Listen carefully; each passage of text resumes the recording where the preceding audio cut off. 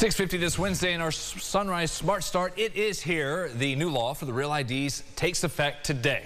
We've been talking about it. You need the new ID in order to travel, fly domestically, or else expect extra delays and screenings, including federal buildings, military posts. Aron Spitzer has been live at the airport all morning, watching folks try to navigate these new requirements by TSA. Aron. We've been reporting on this for several weeks, and finally it's the day, the launch of the Real ID, and TSA has been practicing way before this official launch. We did speak with staff, and they said that they're actually surprised by how many people don't have their Real IDs, but some folks I spoke with actually say that they've been prepared for years. Now, in order to board a flight, you are going to need that Real ID if you're 18 years of age or older, and this applies to all passengers. Again, now other acceptable forms of identification include an enhanced license or a passport. TSA Federal Security Director Bart Johnson was in Rochester making his last push of awareness for travelers. He reiterates New Yorkers who don't have the right identification starting today should expect to face delays and additional screening.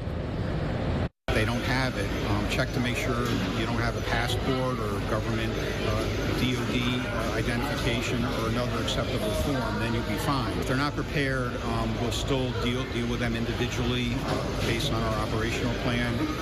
It wouldn't be a good idea to get in an argument with an officer. There's going to be additional law enforcement here should that problem arise. But I think at the end of the day, the public's going to realize that we're here to do a job. We're here to keep them safe, and they're going to cooperate fully.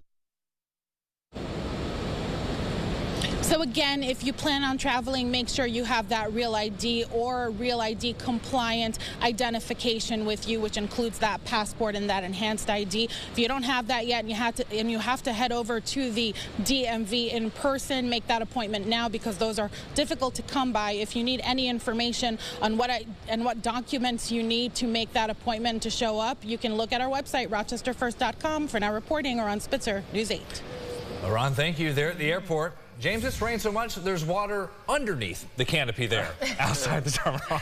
Yeah. How to do that? Just roll it right in along with the top of your car. Yeah. Right. It's so wet out there. Yeah. Gutters working overdrive. It's been just a soaker of an overnight. We've got rain all across Monroe County, at least especially on the east side. There, rain showers do taper off next few hours. Give it to about 9 a.m. Then we see the end of the rain. Decent afternoon. Peak toward the weekend and the 8th day at the end of the show. All right, thank you, James. Back to our headlines and what we're following today. The sentencing is coming up for the Brooklyn man who did admit to kidnapping and sexually assaulting a local teen last year. Now, in February, 41-year-old Sadar Osman pled guilty to all the charges against him, including kidnapping as a sexually motivated felony and 2 counts of criminal sexual act. On March 25th of last year, an alert was issued for the 14-year-old Brighton girl who had been convinced by Osman to leave her home in the middle of the night after meeting online. That is when Osman restrained the teen in his car and abducted her. Now, she was found a day later in a Bronx apartment, and Osman is set to be sentenced at 11 this morning. In Rome, the conclave to name the next pope is about to get started at the Vatican. 133 cardinals, 108 of them appointed by Pope Francis, will decide who will be the next leader of the Roman Catholic Church. Cardinals held their final pre-conclave meetings, also destroying Francis's fisherman's ring and his official seal. That's part of a long-standing tradition of the church. The next pontiff will be tasked with continuing to deal with the sexual abuse scandals rocking the church over the last few years, and they're still trying to reconnect the church with a younger generation. That first vote will be around 10 a.m. our time today. The Rochester Amherst Series schedule for the next playoff round will be announced today at noon, and we now know the opponent after a win over Cleveland last night. It's the Laval Rocket from Quebec. They'll have home ice advantage, but to save money on travel, Rochester might actually get the first 2 games in the best-of-5 series at home. Either way, however this shakes out with who's home first, tickets for Rochester's games at Blue Cross will be available tomorrow at 10 a.m. Sunrise traffic still waiting for that accident to clear in northeast Rochester at North Goodman and Clifford, and a few more raindrops from just a few moments ago there on our Greater Rock Sky Eye But if you're waiting for the end of the rain, we are just about to the end of the rain. Yeah, almost there, James. So close. Yeah, and that's us in the city. If you are, you know, on the west side, it really hasn't been that bad. Down toward Churchville, Chilai area, Clarendon. So those spots are dry. It's really just been a soaker, though. Penfield over to Walworth, Palmyra, Masson along 31, along the Erie Canal there.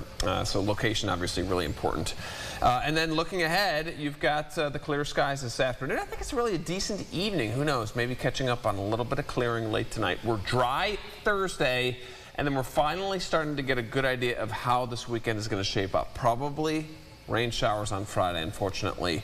But the line's going to be close. Another one where you see more rain east, less west. And then Saturday should be drying out in the afternoon. Hopefully dry for the parade there. Mother's Day looks pretty good on the cooler side, but sunny skies, and then back to the 70s. I know a lot of us like to do Lilac Festival during the week. Yeah. That and the weather is looks true. pretty good next I week. was just in Highland Park yesterday. It's absolutely gorgeous. The flowers are a riot, so I'm sure we'll make it out at some point this weekend. Enjoy the sights and smells. That does it for us. We'll see you back here in half an hour. Have a great day.